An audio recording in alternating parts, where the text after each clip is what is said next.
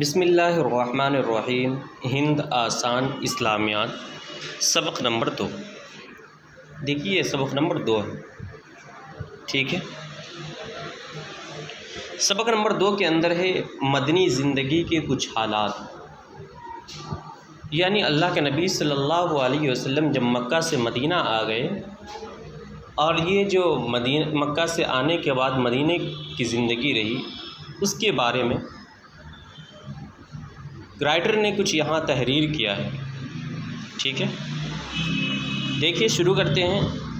اب ہم تم کو حضرت صلی اللہ علیہ وسلم کی مدنی زندگی کے کچھ ضروری حالات اور اہم واقعات بتاتے ہیں، ان کو خوب سمجھ کر پڑھو اور یاد رکھو۔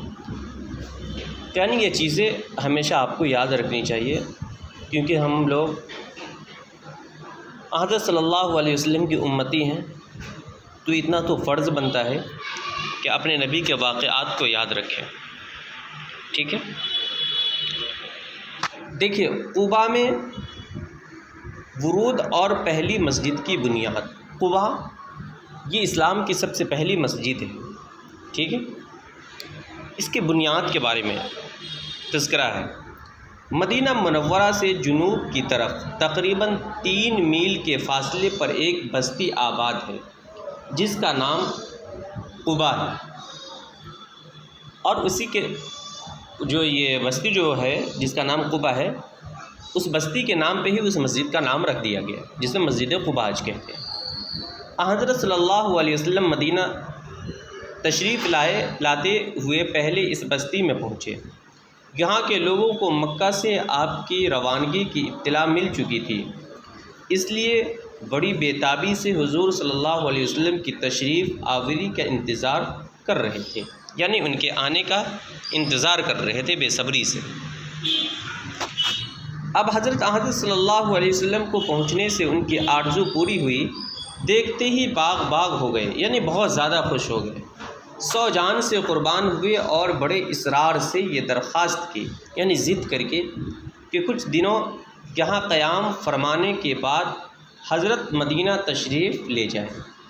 حضرت صلی اللہ علیہ وسلم نے ان کی درخواست منظور فرما لی اور کوئی 14 روز تک وہاں ٹھہرے، یعنی لوگوں نے بہت ضد کرنے لگے کہ آپ کچھ روز جو ہیں یہاں ٹھہرے، تو اللہ کے نبی صلی اللہ علیہ وسلم نے اس بات کو منظور فرما لی اور تقریباً وہاں 14 روز ٹھہرے۔ اتنی ہی مدت میں ہمارے حضرت صلی اللہ علیہ وسلم نے وہاں ایک مسجد کی بنیاد رکھ دی اور اس مسجد میں برابر لوگوں کو نماز پڑھاتے رہے۔ قباء کی یہی وہ پہلی مسجد ہے جس میں اللہ کے رسول صلی اللہ علیہ وسلم نے کھلے طور پر عام مسلمانوں کے ساتھ باجماعت نماز ادا کی، اور یہی وہ پہلی مسجد ہے جس کی تاسیس اور تعمیر میں سردار دو جہاں صلی اللہ علیہ وسلم خود بنفس نفیس دوسرے مسلمانوں کے ساتھ مل کر مزدوروں کی طرح کام کرتے رہے، ٹھیک ہے۔ مدینہ میں قیام فرمانے کے دوران تقریباً ہر ہفتہ حضرت صلی اللہ علیہ وسلم کبھی پیدل اور کبھی سواری پر قباء تشریف لایا کرتے تھے اور اس مسجد میں 2 رکعت نفلی نماز پڑھا کرتے تھے، ٹھیک ہے۔ اسی مسجد میں حضرت صلی اللہ علیہ وسلم نے دین کی تعلیم کا ایک مدرسہ بھی قائم کر دیا تھا، جس کی خاص طور پر آپ صلی اللہ علیہ وسلم خود نگرانی فرمایا کرتے تھے، یعنی دیکھ بھال کیا کرتے تھے، اور اس کی دیکھ بھال کے لیے بھی آپ مدینہ سے قباء تشریف لے جایا کرتے تھے، ٹھیک ہے۔ اب دیکھیے اگلے پیج پہ۔ ہمارے حضرت صلی اللہ علیہ وسلم ابھی قباء میں ہی تھے کہ حضرت علی رضی اللہ عنہ بھی مکہ سے ہجرت کر کے حضرت صلی اللہ علیہ وسلم کے پاس پہنچ گئے۔ حضرت علی چند روز تک حضرت صلی اللہ علیہ وسلم کے حکم کے مطابق مکہ میں اس لیے ٹھہر گئے کہ مکہ والوں کی جو امانتیں حضرت صلی اللہ علیہ وسلم کے گھر میں موجود تھیں وہ سب ان کے مالکوں کو واپس کر دی جائے، کیونکہ حضرت صلی اللہ علیہ وسلم بہت ہی کیا تھے، امانت دار تھے، لوگ ان کے پاس اپنی امانت جمع کرتے تھے، تو اس لیے حضرت علی کو چھوڑ کر کے آئے تھے کہ اسے واپس کر دینا جس کا جو مال ہے۔ قباء سے روانگی اور راستہ میں نماز جمعہ کی ادائیگی، اس کا بیان ہے یہاں دیکھیے۔ جمعہ کے دن 12 ربیع الاول 1 ہجری کو رسول اللہ صلی اللہ علیہ وسلم قباء سے مدینہ منورہ کی طرف روانہ ہوئے۔ راستہ میں قبیلہ بنی سالم کے محلے میں پہنچے تھے، جمعہ کا وقت ہو گیا۔ یہاں اتر کر حضرت صلی اللہ علیہ وسلم نے جمعہ کی نماز ادا فرمائی، اور اس جمعہ کی نماز میں تقریباً 100 صحابہ شریک ہوئے تھے۔ تقریباً یعنی کم و بیش، ہو سکتا ہے کچھ زیادہ بھی رہے ہوں گے، ہو سکتا ہے کچھ کم بھی رہے ہوں گے، ٹھیک ہے۔ مدینہ کا داخلہ یعنی مدینہ کے اندر انٹری۔ جمعہ کی نماز سے فارغ ہو کر محبوب خدا صلی اللہ علیہ وسلم پھر ناقہ پر سوار ہو کر یہاں سے روانہ ہوئے۔ اسی سواری پر حضرت صلی اللہ علیہ وسلم کے پیچھے آپ کے رفیق خاص حضرت ابو بکر صدیق رضی اللہ عنہ بھی تھے۔ انصار مدینہ چاروں طرف سے آپ کی سواری کو گھیرے میں لیے ہوئے تھے۔ تکبیر کے نعروں اور توحید کے نغموں سے فضا گونج رہی تھی۔ جب مدینہ منورہ میں حضرت صلی اللہ علیہ وسلم داخل ہوئے تو وہاں کا بچہ بچہ مارے خوشی کے اچھل پڑتا تھا۔ سب خوش ہو کر یہی کہتے پھر رہے تھے، اللہ کے نبی آ گئے، اللہ کے نبی آ گئے۔ راستے میں جدھر سے گزرتے ہر گھر والا اور ہر خاندان اور ہر قبیلے والا یہی چاہتا تھا کہ اللہ کے نبی اور اللہ کے حبیب صلی اللہ علیہ وسلم اسی کے یہاں اترے اور یہ نعمت اسی کو ملے، یعنی سب کی یہ خواہش تھی۔ سب یہی کہتے، اے اللہ کے رسول، یہ گھر ہے، یہ در ہے، یہ جان ہے، یہ مال ہے، سب آپ پر قربان ہے، یہاں قیام فرمائیے۔ بعض لوگوں نے تو یہاں تک جرأت کر ڈالی کہ آپ کی سواری کی نکیل پکڑ کر اپنے گھروں کی طرف موڑنا چاہا۔ حضرت صلی اللہ علیہ وسلم نے فرمایا، سواری کی نکیل چھوڑ دو، یہ اللہ پاک کے حکم سے وہیں بیٹھے گی جہاں اللہ تعالیٰ مجھے ٹھہرانا چاہتا ہے۔ اس کو اللہ کی طرف سے اس کی بابت کا حکم مل چکا ہے، ٹھیک ہے۔ آگے دیکھیں، چنانچہ آپ کی یہ سواری بنو نجار کے محلے کے پاس ایک میدان میں جا کر بیٹھ گئی۔ آپ یہیں اتر پڑے۔ بنو نجار آپ صلی اللہ علیہ وسلم کے پرانے قرابت دار بھی تھے، کیونکہ آپ کے دادا جناب عبد المطلب کا نانیحال اسی خاندان میں تھا۔ آپ صلی اللہ علیہ وسلم نے فرمایا، یہاں سب سے قریب مکان کس کا ہے؟ حضرت ابو ایوب جھٹ آگے بڑھے اور عرض کیا، حضرت صلی اللہ علیہ وسلم، سب سے قریب میرا غریب خانہ ہے، وہ دیکھیے دروازہ نظر آ رہا ہے۔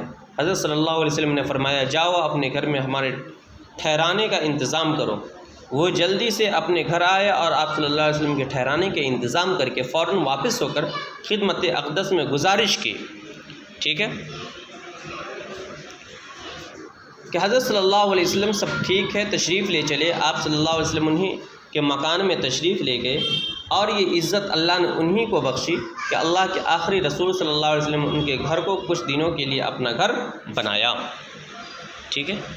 اب دیکھیے حضرت ابو ایوب رضی اللہ عنہ، حضرت ابو ایوب رضی اللہ عنہ کے مکان کے دو حصے یعنی دو منزل تھی، ایک نیچے اور ایک اوپر۔ رسول اللہ صلی اللہ علیہ وسلم نے نیچے ہی کی منزل میں رہنا پسند فرمایا۔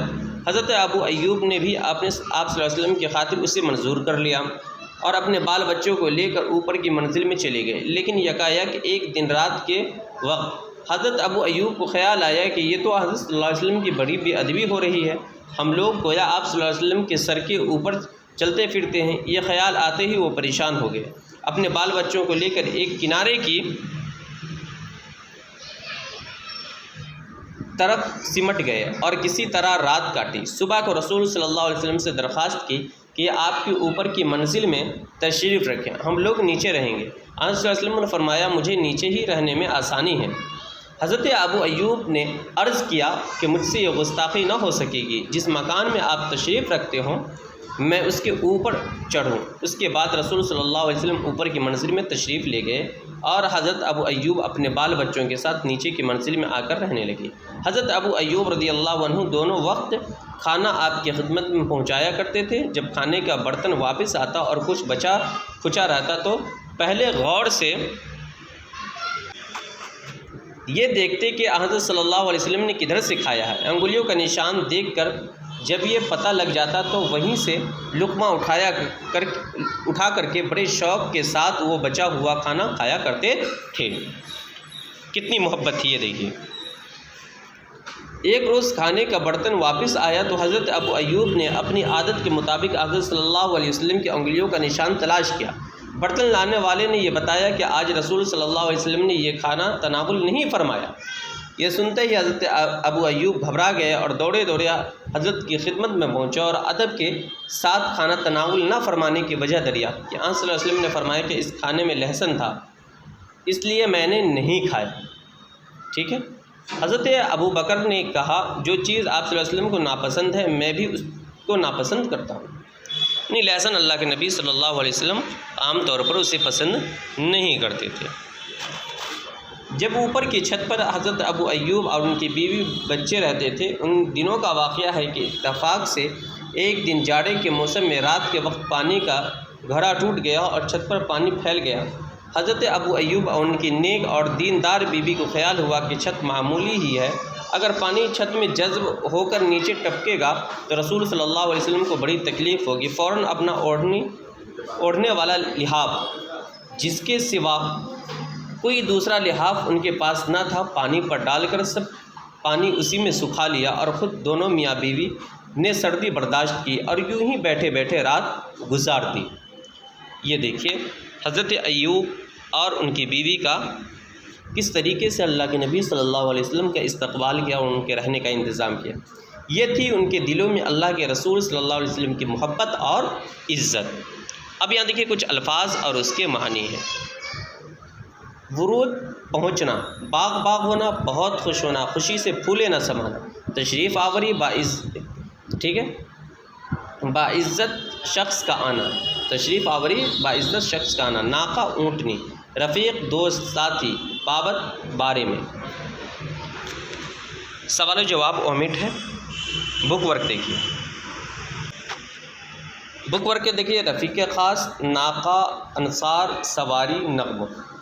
یہ تو بالکل آسان ہے، پہلے میں ناقہ آئے گا، اسے پڑھ لیجیے، ٹھیک ہے، دوسرے میں رفیق خاص، تیسرے میں انصار مدینہ، چوتھے میں سواری، پانچویں میں نغمہ۔ اسے پڑھ کر کے کیجیے گا، ٹھیک ہے۔ اب یہاں ملان ہے۔